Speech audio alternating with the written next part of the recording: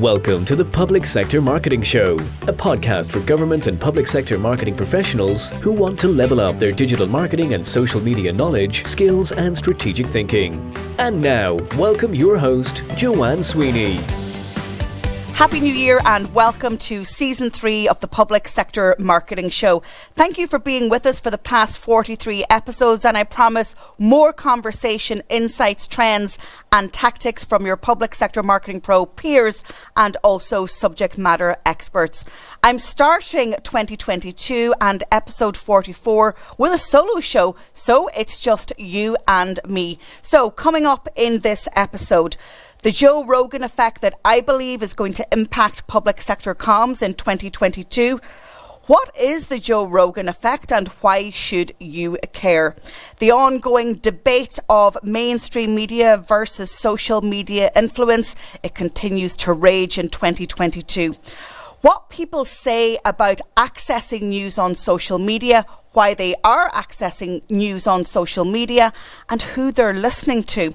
And finally, we've got some free webinars coming up in the new year so you can start 2022 on the right digital footing.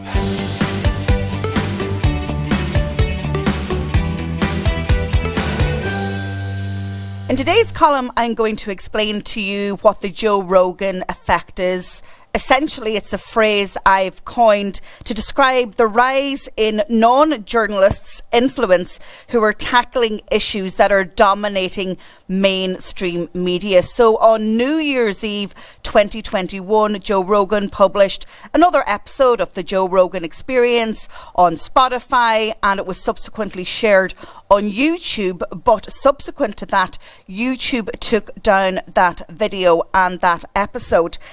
Joe interviewed Dr. Robert Malone, who is the man that claims he invented the mRNA vaccine platform. Now, we're all familiar with mRNA in a COVID world and living with COVID, the pandemic, and vaccines. So Joe Rogan might not be somebody that you are familiar with as a public sector pro, but I've been listening to him for many years. You see, as a podcaster going back 5-6 years, he was always the influencer in our scene who commanded most views, most influence, and he's the first podcaster to do an exclusive deal with Spotify. He's got millions of listeners and, let's face it, built up serious influence right across the world. His background is comedy and UFC, but now he's begun to delve into some mainstream issues, the whole concept of this podcast. So a debate began to rage right across the social networks on Twitter, on Facebook, on Instagram, YouTube, and people began discussing the Joe Rogan Effect, as I describe it, and how his influence and his leaning into conversations around vaccines, about the role of government, pharma companies, and suggestions that they have other interests as opposed to merely public health and dealing directly with this pandemic. And you see, my thoughts on this is that this is going to be a trend that is going to continue.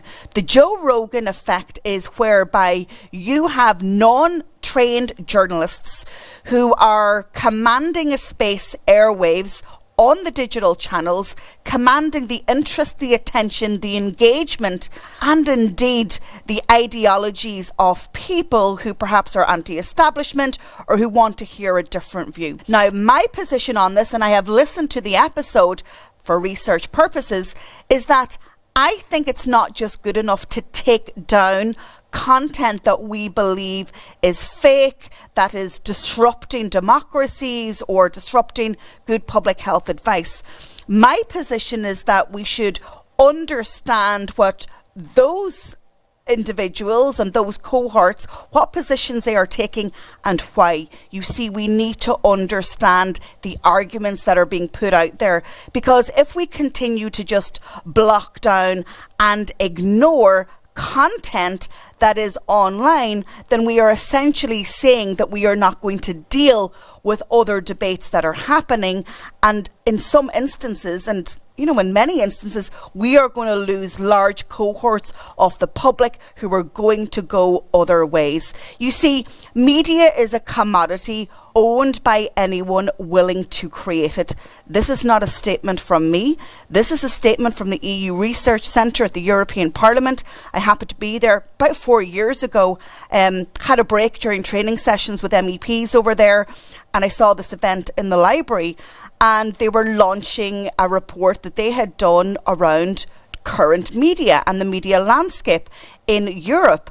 And one of the lines from that report has really stuck with me over those years, and that is, media is a commodity owned by anyone willing to create it. So that's why we have commentators calling mainstream media, where journalists hang out, but then we have social media influence. And really, it's all media, it's all content, it's all conversation. So I want you to really think about what you are going to do within your public sector comms plan to try and navigate what I call the Joe Rogan effect. Are you going to listen to the other arguments? Are you going to find those gaps in your comms plan? Or are you just going to ignore it and hope it goes away? Level up your social media skills by taking our diploma in social media, plus gain an industry qualification. Use the code SOCIALMEDIA20 for a 20% discount. Visit publicsectormarketingpros.com. In today's consulting segment, I'm taking you behind the mic and I'm posing the question of why you should care about social media influencers and why the conversation around topics that affect you in public sector comms is not just a conversation happening and created by mainstream media and journalists. So very often in the world of media, whether it's mainstream media or social media influence, it's all about the clicks, because the clicks drives the revenue. And I am in no way suggesting that content is put out there just to drive revenue, but we have to always remember that clicks equal revenue. And the 3C argument, again, something that I have come up with, could be thought about, and that is chaos, clicks, and controversy. And it's almost like a wheel of content, because if you create chaos, if you create controversy, you're going to get the clicks, and that will help with revenue generation. So why has Joe Rogan gone rogue when it comes to the vaccine rollout and the role of governments and pharma and all of that? Is it because he's looking for clicks to create chaos and controversy, and that all increases his prominence and his dominance online? Well, that's a question for Joe Rogan to answer. And if he wants to come on to this podcast to answer it and to have this conversation with me, I would be absolutely delighted to chat to him. But we've got to remember that while we as journalists or commentators might social media influencers and members of the public that have built up significant influence, I want to draw your attention to the report undertaken in 2021. It was the 10th annual report, the Digital News Report 2021 by Reuters Institute and University of Oxford. And one graph in particular that I'm going to focus on in this consulting segment. And the question was asked, so the survey was undertaken in 46 countries, interviewing over 80,000 people.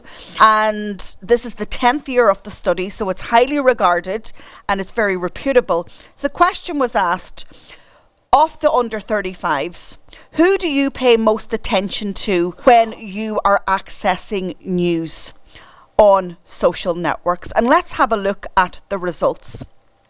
So you can see in the legend, in light blue, we have mainstream news outlets, mainstream journalists. In orange, we have smaller or alternative news sources. Navy blue, ordinary people. Dark orange, other, none of these. And then in pink purple, we have politicians, political activists.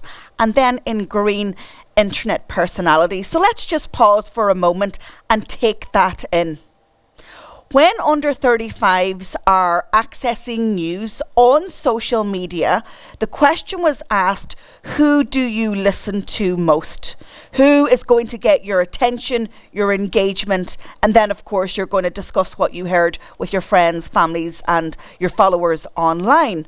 And that's the shift that we are experiencing right now, because mainstream media does not hold 100% of the world of media right now. That has been disrupted over many years. They are now competing for clicks, for attention and engagement from other sources, such as smaller or alternative news sources, ordinary people, politicians, internet personalities, social media influencers. So that's the first point that I want to make.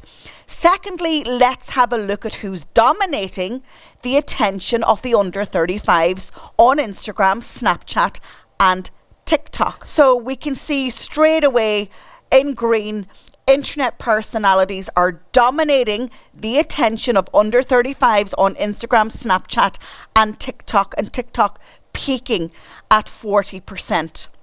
Coming in under that, we then have mainstream news outlets and mainstream journalists on Instagram, 21%, 16% on Snapchat, and then 12% on TikTok. And then you have ordinary people. I mean, I could be considered as an ordinary person, right? And I've built up this community, and you're listening to me, or if you're on YouTube or Facebook, you're watching me. And that's the point that the researchers in the EU Parliament made. Media is a commodity owned by those willing to create it. So let's have a look at the position and the influence of ordinary people grabbing the attention of under 35s on Instagram, Snapchat and TikTok. On Instagram, 14%, Snapchat, 18%, and TikTok, 20%. And so you see, these are newer social networks, these are mobile apps, and these are social networks that are driven by video content and video engagement. So if you're thinking about your social media strategy in 2022, you have to ask yourself, where are you appearing on these graphs, and what category will you fall into? Obviously, you will fall into the category of mainstream news outlets and mainstream journalists, because you will continue with your traditional PR and your digital PR. Are you engaging with influencers on TikTok, Instagram or Snapchat? Is influencer marketing part of your strategy? And also, what about ordinary people? What about the subject matter experts that exist within your organization? So I think this study, and in particular this piece of research in this graph, tells a story that really highlights the fact that mainstream media does not hold the attention of 100% of the audience. And in my view, it's not okay just to dismiss the other cohorts of influencers that are online because they're not trained journalists. I think that we really have to engage them, and we really have to ask ourselves, are we shifting our mindset? Are we shifting our approach? And are we willing to realize that media has been disrupted forever, and you become part of that disruption, or your content will be totally disrupted and your messaging? So let me now take you through some practical steps on how you can really engage and master and become more proficient in this rise of social media influence space.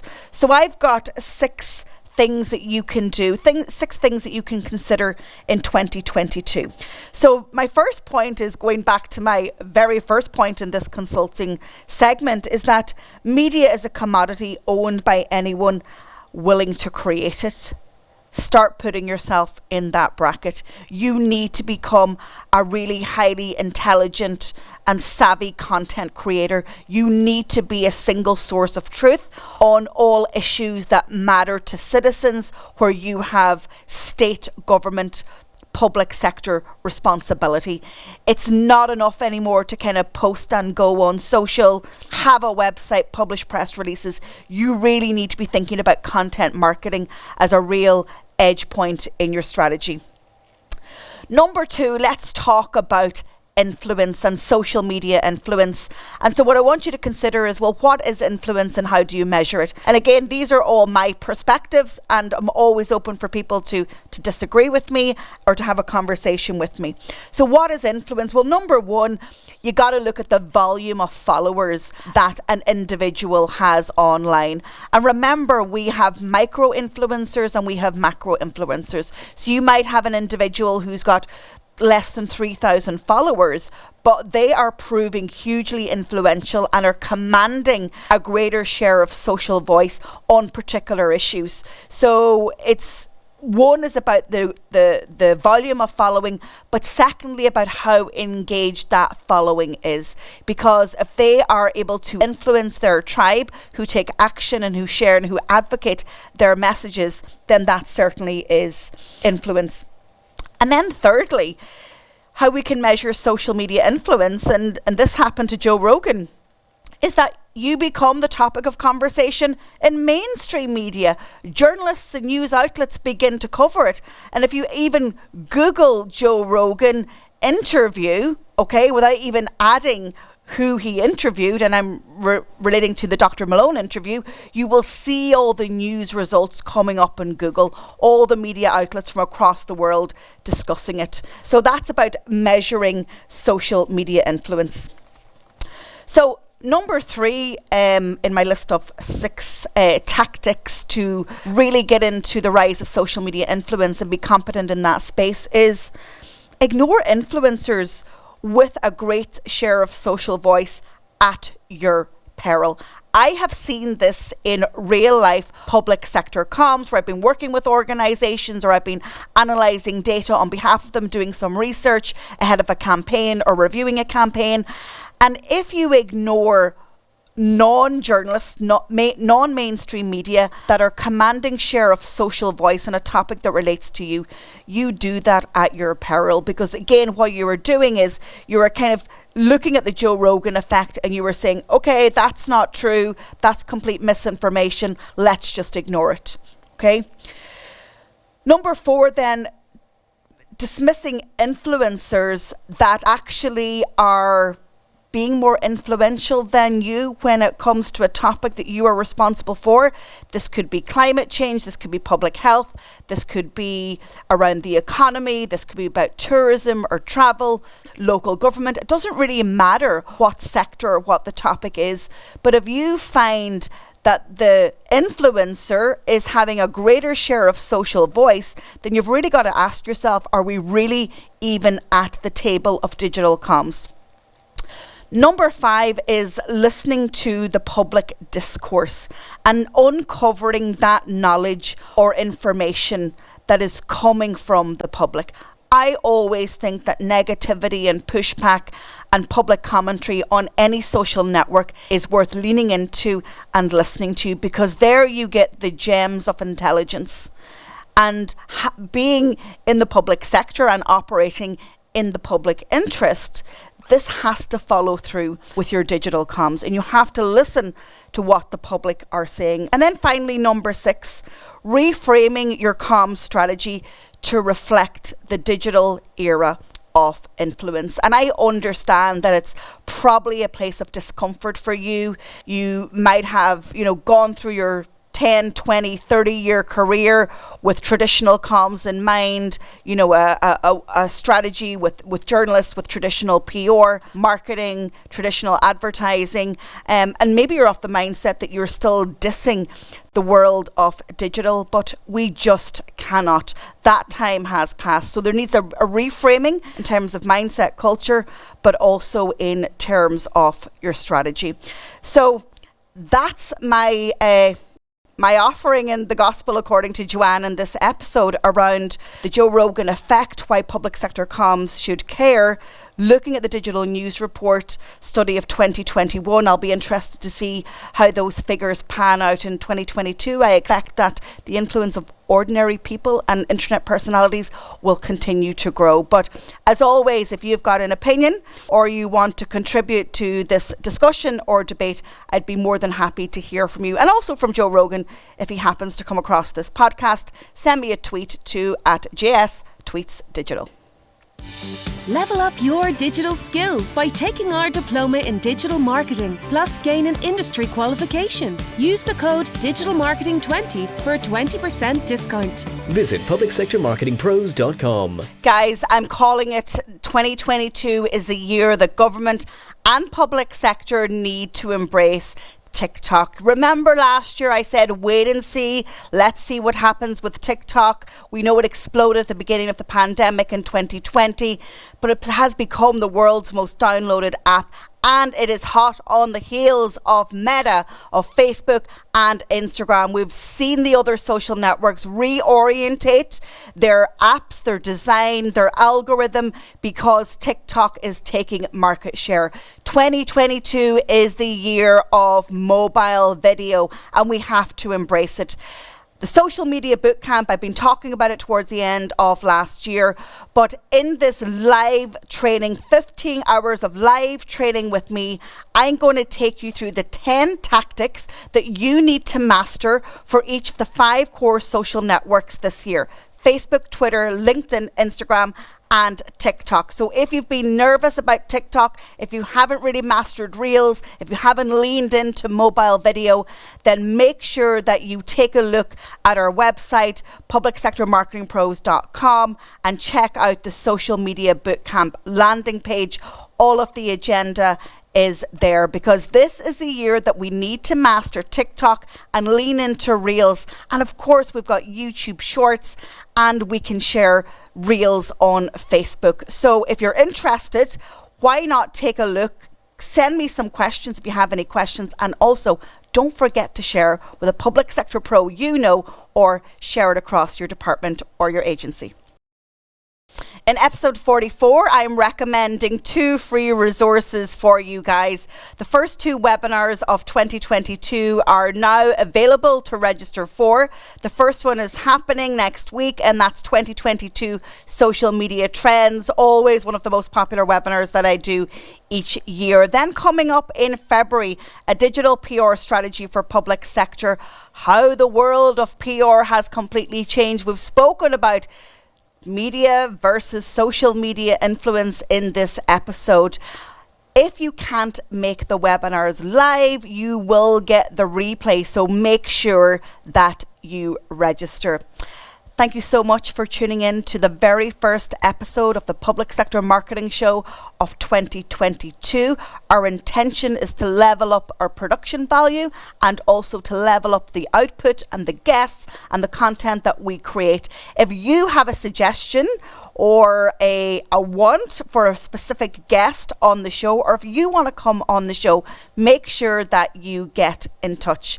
We have listeners across multiple podcast channels on YouTube and on Facebook, but if you haven't already, I would appreciate a sub, because when you subscribe, rate and review, it means that the channels will share this podcast with a lot more people. So from me, have a great day, and I'll see you on episode 45.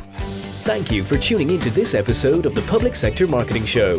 This episode has ended, but your digital journey can continue. Head over to publicsectormarketingpros.com to access resources and links mentioned in today's show, and to connect with Joanne and her team. Until the next time, be sure to subscribe, rate and review on your favorite podcast platform.